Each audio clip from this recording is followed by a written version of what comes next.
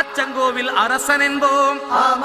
ஆரியங்காவு ஐயன் என்போம், குலத்து புளை பாலன் என்போம், எரிமேலி ஸ்ரீதர்ம சாஸ்தாவென்போம், சொரிமுத்து ஐயனார் அப்பன் என்போம், ஜோதிச ரூபன் என்போம், மகர்ஷி மர்தன் என்போம்,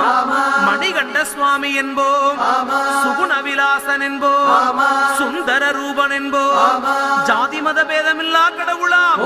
சத்திய வடிவான தெய்வமாம், ஆபத்தில் காப்பவனாம்,